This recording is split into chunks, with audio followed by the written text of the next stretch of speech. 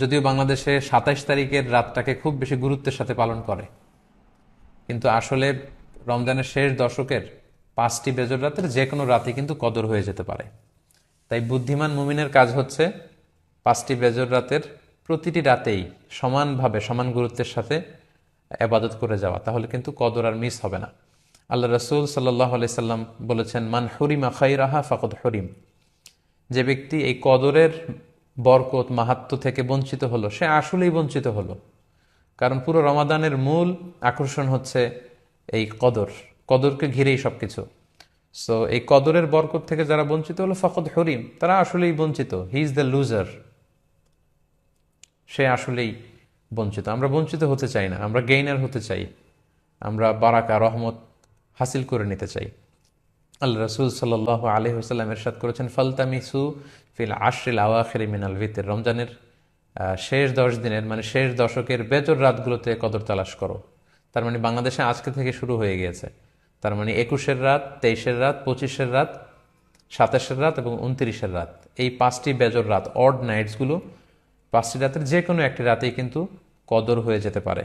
এবং কালামুল্লাহ মাজিদে আল্লাহ তাআলা সূরাতুল কদর নামে একটি সূরাই নাজিল করেছেন, যেখানে আল্লাহ বলছেন, লাইলাতুল কদরি খৈরুম মিন আলফি শাহর। কদরের রাত 1000 মাসের চেয়ে সেরা।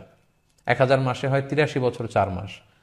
তার মানে আজ রাতে যদি আমরা এবাদতের মধ্য দিয়ে এই রাত্রি কাটাতে পারি, তাহলে 83 বছর 4 মাস এবাদত করলে যে পরিমাণে সওয়াব পাওয়া যাবে, আল্লাহ তাআলা ঠিক ওই পরিমাণে সওয়াব দিবেন, এটা আল্লাহ বলেননি। আল্লাহ বলেছেন খৈরুম মিন আলফি শাহর, তার চেয়েও বেশি পরিমাণ সওয়াব, ব্লেসিংস, মাহাত্ম আমরা অর্জন করতে পারবো। এবং সালামুন হিয়া হাত্তা মাতলা আইল ফজর, ফজর পর্যন্ত, রাত থেকে মাগরিবের আজান থেকে শুরু করে ফজর পর্যন্ত পুরো সময়টাই কিন্তু কদরের বরকতময় রাত। এবং যখন কদরের রাত আসতো, আল্লাহ রাসূল সাল্লাল্লাহু আলাইহি ওয়াসাল্লাম এবাদতে খুব বেশি নিমগ্ন হয়ে পড়তেন। সারা বছরের কখনো রাসূল সাল্লাল্লাহু আলাইহি ওয়াসাল্লাম সারা রাত জেগে এবাদতের কোনো নজির পাওয়া যায় না, শুধু কদরের এই রাতগুলো ছাড়া বা রমজানের শেষ 10 দিনের এই সময়টুকুন ছাড়া।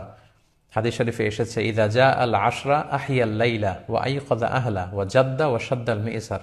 রমজানের শেষ দশক যখন আসতো, আল্লাহ রাসূল সাল্লাল্লাহু আলাইহি ওয়াসাল্লাম সারা রাত জেগে ইবাদত করতেন, সারা রাত দাঁড়িয়ে দাঁড়িয়ে তিনি ইবাদত করতেন। ওনার ফ্যামিলি মেম্বার্সের মধ্যে থেকে কেউ ঘুমিয়ে থাকলে তাদেরকে উঠিয়ে দিতেন, এবং তিনি কোমরে গামছা বেঁধে ইবাদতে লেগে পড়তেন।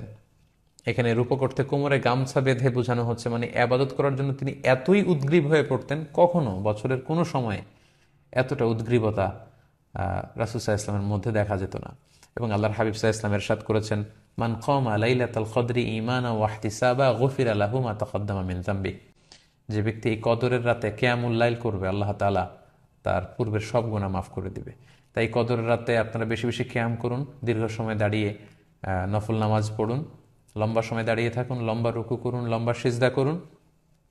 কারণ বান্দা যখন সিজদায় লুটিয়ে পড়ে, তখন সে আল্লাহর সবচাইতে কাছে চলে যায়। আল্লাহর হাবিব সাল্লাল্লাহু আলাইহি ওয়াসাল্লাম বলেছেন, আকরাবু মা ইয়াকুনুল আবদু মির রাব্বিহি ওয়া হুয়া সাজিদুন ফাআকসিরু ফিহি দুআ। বান্দা যখন সিজদায় লুটিয়ে পড়ে, তখন সে বান্দা আল্লাহ তাআলার সবচাইতে কাছাকাছি চলে যায়, খুব ক্লোজেস্ট হয়ে যায়। এজন্য সে সময় তোমরা বেশি বেশি দোয়া করো।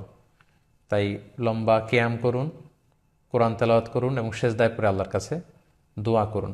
আম্মা জান আয়েশা রাদিয়াল্লাহু তাআলা আনহাকে বিষ্ণু ইসা ইসলাম একটা দোয়া শিখিয়েছিলেন এবং বলেছিলেন, আয়েশা, কদরের রাত যদি তুমি পাও, তুমি এই দোয়াটা বেশি বেশি পড়বে। দোয়াটি হচ্ছে, আল্লাহুম্মা ইন্নাকা আফুন তুহিব্বুল আফওয়া ফাআফু আন্নি।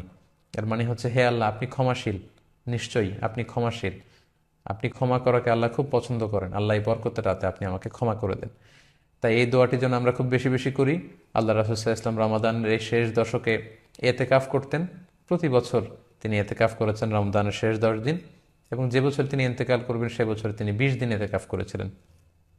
এবং আল্লাহ রাসূল সাল্লাল্লাহু আলাইহি ওয়াসাল্লামের ইন্তেকালের পরে আম্মা জান যারা বেঁচে ছিলেন, ওনারাও মসজিদে নববীতে ওনারা কিন্তু এতেকাফ করেছেন। সম্মানিত সুধী, যেহেতু বাংলাদেশে আজকে প্রথম কদরের রাত, এজন্য কদরের বারাকা এবং মাহাত্ম্য নিয়ে আমি সামান্য কিছু রিমাইন্ডার আপনাদের সাথে শেয়ার করলাম। আপনারা ইবাদতের মধ্য দিয়ে, কোরআন তেলাওয়াতের মধ্য দিয়ে, কিয়ামুল লাইলের মধ্য দিয়ে, আল্লাহর সাথে সম্পর্ক বৃদ্ধির মধ্য দিয়ে এই রাতটি পালন করুন। গোটা বিশ্বে যেমনি করোনার কারণে গোটা বিশ্ব আজ পর্যদুস্ত, সবাই একটা আতঙ্কের মধ্যে আছে। আসুন আমরা এই কদরের রাতগুলোতে কায়মনোবাক্যে আল্লাহর কাছে দোয়া করে আল্লাহ তাআলা যেন বিপদ থেকে আমাদেরকে মুক্ত করেন। আমি আপনাদের জন্য, সকলের জন্য আন্তরিকভাবে দোয়া করি এবং আপনাদের সকলের কাছে এই কদরের রাতে আন্তরিক দোয়া চাচ্ছি। আল্লাহ তাআলা আপনাদের সবাইকে ভালো রাখুক, সুস্থ রাখুক, ঈমানের সাথে রাখুক।